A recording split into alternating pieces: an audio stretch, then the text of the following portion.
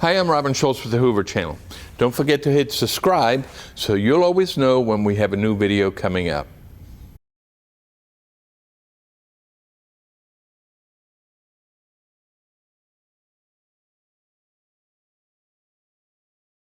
Items and talk about what we'll vote on Monday night, beginning with item 3, a resolution approving an alcohol license for T&A LLC, Habanero's Mexican Grill. Ms. Harris, Everything's good on that. any questions for the clerk or the chief of police? Very good. All right. Item 4, resolution declaring that certain personal property is not needed for public or municipal purposes. Mr. Moore is here to tell us what we're getting rid of. Yes, sir. Evening, Council. We've got about 134 vehicles and equipment no longer needed or past their service life, and some random library and fuel tanks, generators, et cetera, library furniture as well. We're going to suggesting to do away with it by auction and or donation where it's reasonable. Any questions on the items that are in the packet for you? I don't have the packet. I thought y'all may have it, and I don't. Do we have a list of those items? I do. Is it, Ms. Harris, is it in the packet? Okay. I would encourage us all to take a look at that between now and Monday, and Mr. Moore will be open. Any questions about any item that may be on there? Absolutely. Any questions on that? Thank you, sir. Okay. Item 4, Dustin's here as well, terminating the fleet contract with the city of Pelham. All good things must come to an end, huh? That's right. Okay, I'll start on that. Well, in my opinion, the Hoover Fleet Agreement has really reached to a place where it's not as beneficial for both fleets as it once was. The growth of our fleet and the needs of the technology and the age of our fleet, and it requires more exclusive attention, and it looks to be that the city of Pelham's going a different direction as well. So I believe it would benefit the both of us to separate. That's my suggestion. However, we've got a couple of positions that are covered under that agreement, 2 mechanic positions. And I'll start with, we are severely understaffed in fleet management. We're currently at 160 vehicles to 1, 160, 170 to 1 technician. The industry standard is 60 vehicles to 1 technician. So this will put us back in a position, well, if we don't absorb these, this will put us around 230, 240 to 1. And that's really an unsafe situation for everybody involved. So however, this will put us in a position to capitalize on training, and especially the new technology that's around today. It takes more than what we're able to send people to do, and also cut down on about approximately $300,000 of outsourced repairs will be done internally. Mr. President, I can't. So I'll be clear, the current fleet, including Pelham, is what? In vehicles specifically is around 800. 800. Yeah, Yeah, is approximately. It fluctuates. Right. If it reduces, if the contract is terminated and Pelham take on their fleet, what does that make fleet responsibility at that point? Well, vehicles alone, that's going to put us at around 530. Again, fluctuates what goes on and off of our insurance. However, keep in mind, it's around 1,200 assets. That's trailers, tractors, equipment, generators. It's around 1,200 and give or take. And you've got 7 technicians right now taking care. If you want to do all assets with City of Pelham, it's about 2,000. Close. So we take care of Not just backhoe- vehicles. We take care of backhoes and all that? Yes, sir. Okay, so let me get it right again. So all vehicles, including, you can get the numbers a little bit better in the meeting, is roughly 2,000, all fleet All vehicle asset, equipment. vehicle and equipment, all About assets 2,000 is currently. around 2,000 with Hoover and Pelham. All right, so when Pelham comes off the books, it'll put us where? Assets that we service will be about 1,200. 1,200, but the fleet alone, it'll go from 800 to 530. That's correct. Just- Approximate, as it I fluctuates. understand. We've got things in process. And how many mechanics do you have? 7. 7, but if we don't pick up remember the contract paid for those 2. two, Yes, sir. we'll have to pick that up. That, we were gonna have to absorb that. And that puts us at a ratio of what mechanics to what? It would be around 220 pieces of equipment to one technician, which is really outrageous. And like I said, industry standard is 60 to 1. I know we're gonna have budget hearing, but do you have an idea on? Question. So, yeah, I think Mr. Murphy's reading my mind, so not to show your hand for next Thursday, Right. but assuming this passes on Monday, my assumption is you'll be asking for, Prepared to discuss that. very good. Okay. Yes, sir. So are you prepared if it passes Monday to, what if you don't get the items, right? Or what if you don't get those extra? We're gonna have to go to the drawing board on something. So what, Go now. Go to the drawing board. We have to figure something out. okay. Let me take a stab. Go ahead. My other question, if I could. Yes, sir. I know there's a 6-month cancellation clause in that. Right. Knowing how Hoover is, will we have some flexibility? 6 months is a long time to get them up and running, but Sure. we'd be good neighbors to say, let's have an amicable transition here if they, I would imagine it'd be handled with class like always. very good. Yeah. 6 months should be enough, but Sure. it's been a good relationship for both parties, but That's right. Mr. Grimes? Well, the key answer on the budget is being able to absorb. So you're losing the revenue stream from the outside. But then, as Dustin's explained, he's got outsourced work that goes out now that exceeds what that revenue would have been. So it's almost a wash plus some in our favor by the first year, maybe 2. But at the same time, having the additional mechanics focus on our equipment only, I think that's going to be the key. So it's basically the expense items don't rise outside of the normal cost of living, et cetera, that we have with our employees, because we're paying for them now. You're just losing the revenue stream. Mr. President, I asked the question. Just to be fair, because I know how this typically go, and I don't want to, Dustin put himself in a situation and say all will be okay once X occur. You know, during budget time, I'm sure you're going to talk about additional equipment that's required, whether it's lifts. I don't know what your lifts are looking like and all the things you're needing. I don't know how outdated they are. These vehicles are computers on wheels now, so things do change. So I'm assuming you're prepared to talk about capital needs to couple with possible O&M. That's correct. Okay, all right. That's all I have. Very good. Any other questions for these gentlemen? Anything to add, Mr. Grimes? Well, the main thing was just keeping you with the agreement. If you act Monday, you saw the letter we would send, and so I would say there's definitely flexibility. They already know this is coming, and they know it's an action, but we wanted to bring it to a public meeting to make it more obvious, since it's a very good partnership that's worked well, but I think now we need the capacity to be on our fleet. Very good. Okay. Anything else? Very good. Thank you, guys. Ms. Walker is here for item 6, which is a resolution authorizing the mayor to execute an application with Lincoln Financial.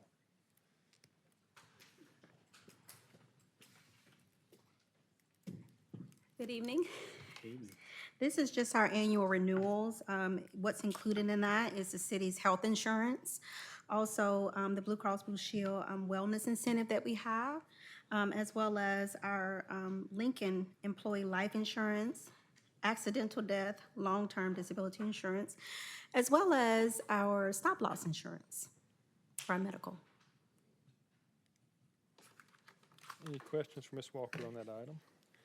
Ms. Walker, just something quick. You're going to be prepared to talk about during budget time, the escalation of insurances and things for employees, I'm assuming, possibly. Yes, I'll be Okay, prepared thank you. if questions arise. All right, Ms. Carrier is here for item 7, a resolution authorizing the mayor to execute an agreement with Liberty Mutual Insurance for Hoover Historical General Liability. Yes, sir. Good evening. Thank you. I think I have the next 3 items. And so the first item is the renewal of the insurance policy for the Hoover Historical Society. and this does provide general liability and property insurance for them. It's effective October 1. It's a renewal. The annual premium is $2,034, which is a $397 increase from last year. And we are recommending renewing this policy as part of the service agreement with the Hoover Historical Society. Remind us, please, Ms. Carrier, on the, so does this cover the cabin at Bluff Park?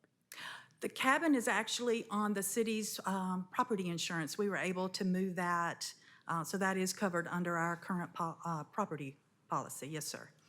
So what property are we insuring with this? So when the Historical Society leased space at the Public Safety Center, they brought some artifacts and historical items over there. So there's $10,000 worth of property coverage for those items, as well as $1 million general liability policy for them. Very good. Any other questions? Item 8, Ms. Carrier, authorizes the mayor to execute an agreement with Chubb and Ace Yes. American Insurance. Yes, sir, sorry. This is the renewal of the Park and Recreation Board's public official liability. It also renews October 1. You may recall, we purchased this policy once the city negotiated or worked with the park board to lease certain properties to the park board. This annual premium is $4,971, and it's flat from the existing policy this year, so no increase. Any questions for Ms. Carrier on that item? Very good. Your third and final one is item 9, authorizing the purchase of a separate public officials liability insurance policy. Yes, sir. This is a new item for consideration. And my role as risk manager is to source and provide recommendations for insurance products and services in order to protect the city, our employees, and our boards. Following the purchase of the Park and Rec Board insurance, it was brought to my attention we have other incorporated boards that work within they work independently within the authority that's granted to them. So as a result of the incorporated nature of these boards, we felt it prudent to explore an option to purchase public liability officials coverage for them. And this is to ensure that the members are fully covered for any potential uncovered claim.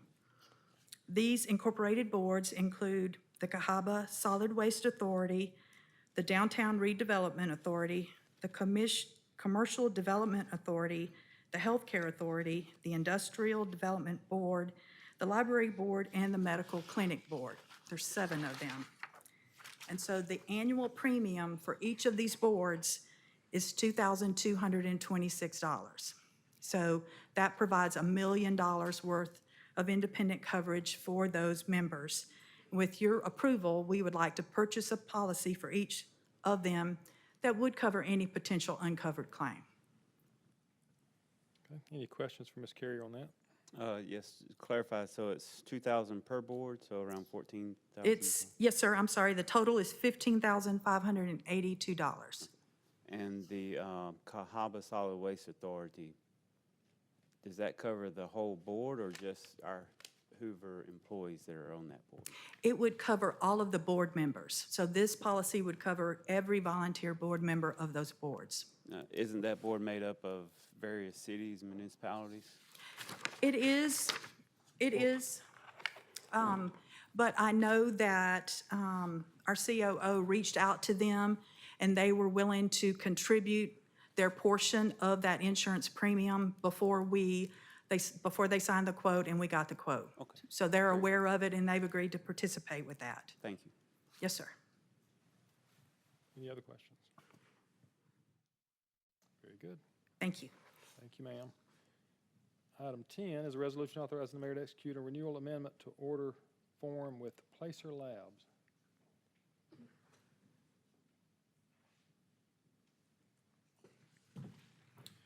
All righty, good evening, council.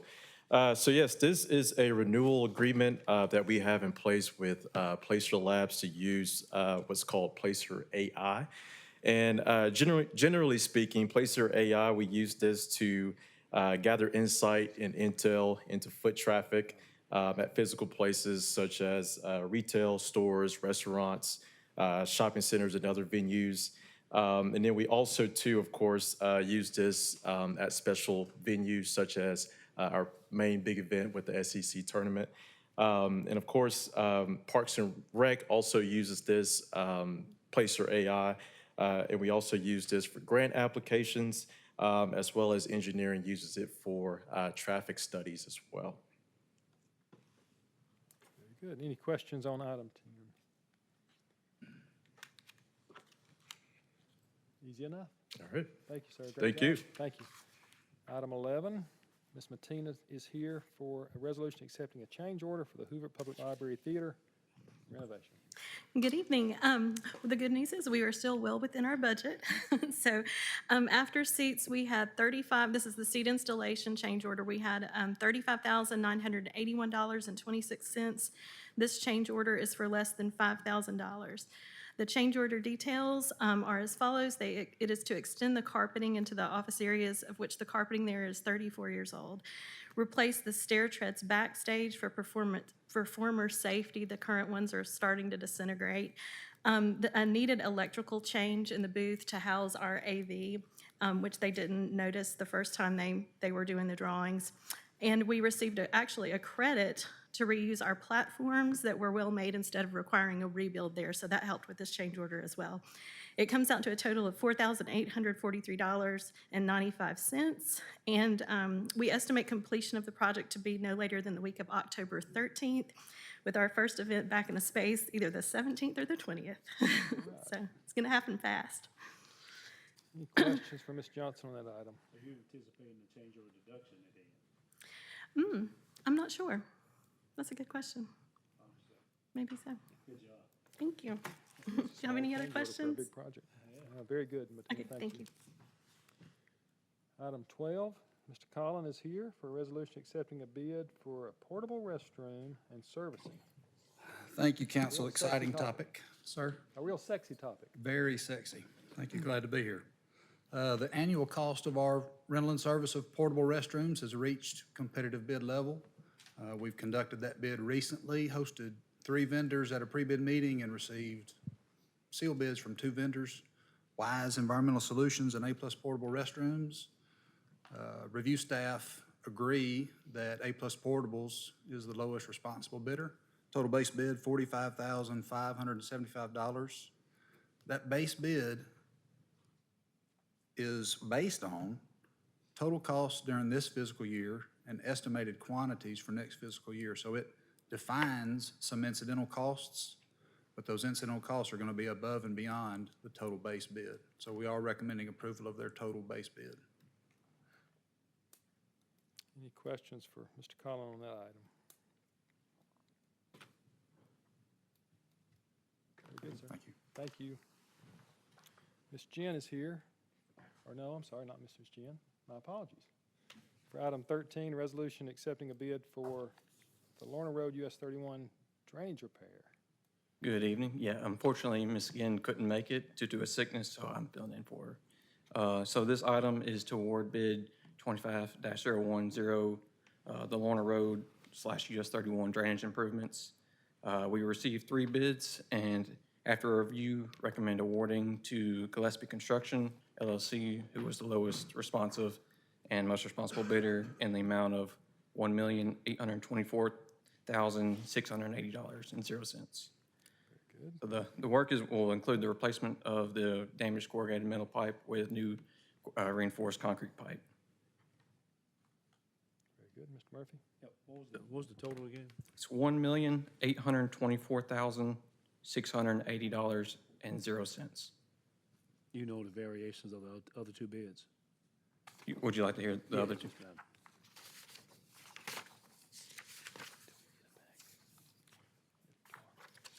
So the other 2 received from Russo Corporation, $2,417,240.36. The third from Rev Construction, $2,126,325.00. Thank you. You're welcome. Mr. Grimes? Thank you, Justin. Just one thing on that one, just a reminder, you've got a $4 million commitment, And then once they open the asphalt, we'll see what the condition is underneath for possible caverning or such that's going to require more fill. So that's part of an addition too. So the positive is you can see the difference in this low bid, and I think they're also a known contractor for some previous projects. Right. So So with that being said, was it unit price built into it? So is unit price built into it, and they'll ask for a change order if needed Yes, for sir. that? That's right. And we think we can cover it if it's worst-case scenario. Correct. Yes, sir. So it'd be a deduction at the end possible. They're possibly. yes. And one positive, it's my understanding, the plan of work will begin on the right-of-way side at 31 and work back toward Panda Express. So once they begin to open that up and repair, say we get a heavy rainfall, hopefully the road will not flood because now you've gotten an inlet to get across underneath the road back to the creek that takes you to the Copper River. So that's a positive in the sense as soon as they begin work. And I think it's planned to be done before the end of the year, 90 days. That is, so after the pre-bid, it was moved to 150 days. Okay. But we've talked to the contractor, and he feels good that he would be able to get done prior to that. Which is great news. Any other questions? Thank you both. Ms. Cornett is here for a resolution approving continuation of the budget for fiscal year 2025, 2026. Yes, this is an administrative item to help us keep operating the city until a permanent budget can be adopted for the next fiscal year, 2026. As you know, we have our budget hearing scheduled for next week, and the timeline for approving the budget will be obviously after we are in the FY26 budget. So this is a resolution just to renew the existing budget from 2025, no new changes.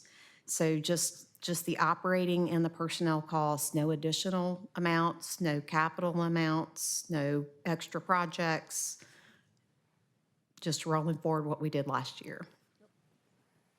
And I think you should have a copy of an abstract that shows you the amounts and the funds in your packet. Certainly not an unprecedented measure that we have done previously. Any questions for Ms. Cornett on that? Very good. Item 15 also is Ms. Cornett, along with Chief Bentley, a resolution amending the budget for fire equipment. Yes, Chief gave me a few talking points to talk about the equipment needs for the fire department.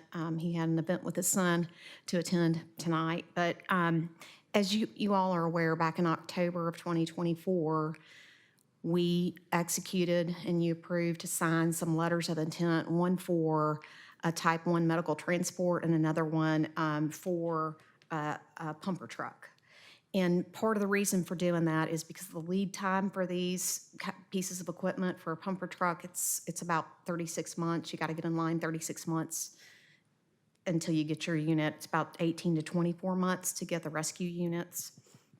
So we really wanted to get those two items in the queue. Chief wanted me to stress that according to the best practice national standards, you really want to have engines replaced every 10 years, ladder trucks every 15, and rescue units every 5. Not necessarily replaced, but that's the recommended time before they're removed or put into reserve status. Because we have to have backups, you know, in the event that your main unit goes down. We had discussed for a number of years, I think it was 2018, when the department started transporting patients and for ambulatory care, emergency care. Those efforts drive a lot of revenue that come into the city, and then there's a tax that the city has to pay. But currently, each year, those activities are netting a little over $2 million. And the strategy with this is that we recognize that with all the transport activity that happens, we're putting a lot of wear and tear on these vehicles, and it seems like the revenue stream of the transport activities would be a likely source to be able to replace the equipment and keep it in good working order. A couple of stats. He said that there were that this year that they would do more than 6,000 transports, which I thought was pretty amazing. And then he said each of the rescue units ranges 20 to 30,000 miles per year, and there was one particular one that was over 40,000 miles a year. So these things are getting a lot of wear and tear. So this is a very lengthy request, but this request, council assigned previous revenue funds, and we currently have $2.7 million of assigned dollars that have been accumulated from these transport activities. And so this item is asking to use 1.6 of those 2.7 already accumulated dollars, so that we can go ahead and issue a PO like we promised with our letters of intent back in October. And then future requests, the intention is to come back next week when you're a budget request. You probably have another budget request to get another couple of units on the pipeline.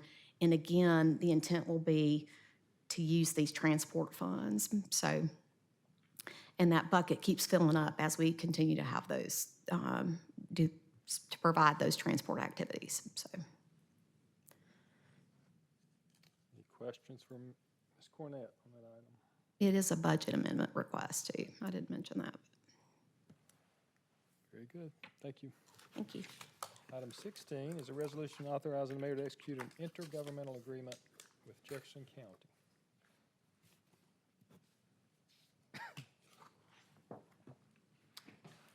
Yeah, as mentioned, this is an intergovernmental agreement. It's with Jefferson County for the cost sharing of construction of a new sidewalk on Shades Crest Road and Sulphur Springs Road. This will complete the connection of the existing sidewalks on both roads. The city will be responsible for $300,000 plus any additional cost of the combined $600,000 allocated by the city and the county. Any questions for that item? Just to clarify, I think we originally budgeted $400,000 for this, so we have about $100,000 leeway. Yes. Should costs go over the $600,000. That's correct. Very good. Thank you, sir. Thank you. Mr. Gilbert is here for item 17, authorizing the mayor to execute an agreement with Shoal for floodplain management consultation. Good evening, council. This is, resolution is to renew our agreement with Shoal Engineering for, of course, floodplain management, education, consultation, and planning. Any questions? Any questions on this item? Any change in cost, Mr. Gilbert? No. Now, this does not include any event that we might have like October a few years back, but this is basically our 12-month agreement. Very good. Any other questions? Thank you, sir. Thank you. Mr. Cope is here for 18, authorizing the mayor to execute an agreement with Dex MPS. Evening, council. Our printer maintenance contract is up for renewal. We've used Ameritech for the last 6 years. Dex actually bought them about 3 months ago, so it'll actually be the same company that we've used in the past, and they're on contract. We were able to negotiate a lower rate with them, so we're looking to see maybe about a $4,000 or $5,000 decrease in our annual, but that really depends on the amount that we print, because there's a click rate on that for each of those. So that's what that agreement is. All right. Any questions for Mr. Cope? Thank you, sir. I've got the next one too. You do have the next one. I wonder why you were awkwardly hanging out. I just enjoy spending time with you. Item 19, authorizing the third and final fiber franchise term renewal. Yeah, so Southern Light has a fiber franchise agreement with us. We have no reason not to renew their final agreement. We have not had any complaints or any issues with the work that they've done or anything like that. There is one notation in there. They're doing some restructuring, so the naming has changed to Unity Fiber Gulf Company for that, but that's the only real change in it. Any questions on that item for Mr. Cope? Thank you. Thanks, sir. Now it becomes the Mac Martin Show, beginning with item 20. A conditional use application for a tattoo, body piercing, jewelry, cosmetics. Tell us Yes, about sir. Everything to make you sparkle. Be coming to us at 1676 Montgomery Highway. This particular business, which they are calling Solstice, came before the Planning Commission at their August regular meeting, and it comes to you from that body with a positive recommendation. The only condition that the Planning Commission recommends is that the business go through the proper permitting and certificate of occupancy and business licensing process should they receive the zoning entitlement. Why would that not be required? We started as a custom with every conditional use case to include that, more as an educational item for our businesses as they're going through that zoning entitlement. Gotcha, okay.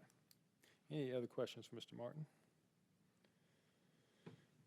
All right, sir, item 22 is declaring a weed and vegetation nuisance at 2024 Arnold Road. Yes, sir. This item, and we have several of these, at present are considered a nuisance according to our code, and we are requesting declaration as such. We will have updated pictures and discussion on Monday when it comes before you in the regular meeting. Mr. Martin, I know Arnold, there's a house on Arnold Road that is a frequent flyer. Is this it? No, sir, this is not it. Another one, okay. Very good. Any other questions? Same story at 2137 Lynn Gate Drive. Yes, sir, this one has come up before. It's actually a multiplex, multiple units within this particular building. There was some fire damage. It's been a couple of years now. We actually do have a contractor on site working through the fire damage, but the yard has been neglected. The contractor took care of the front yard, but left the side and the rear yard under-maintained. And so we are asking that this declaration be given to go ahead and either put them on notice to finish clearing the yard, or we'll have to take care of it ourselves.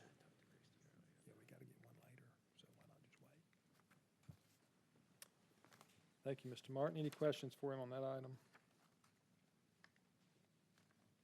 Very good. Item 23 also declares weed and vegetation nuisance at 2204 Lindcrest Lane. Yes, sir. We'll of course have pictures and an update for you Monday night. As of right now, this is still a nuisance. Okay. 24 is the same for 3500 Ridgecrest Drive. Yes, sir. We'll have an update for you Monday night. And 3558 Atvon Drive. Yes, sir. Same with this case. Same thing. Very good. And then two items that we will set a public hearing, but will not vote on Monday for item 26, for a conditional use for a drive-through facility for Foosackleys at 5552 Grove Boulevard. Yes, sir. We have a new quick service restaurant with a drive-through looking to locate in the Grove. Planning Commission heard this case earlier this month and recommends favorably on this conditional use. There are a couple of conditions included in the resolution, and I'll draw your attention to those related to, by and large, the site layout and the architectural renderings that they have submitted. They will need to remain in substantial conformity to those.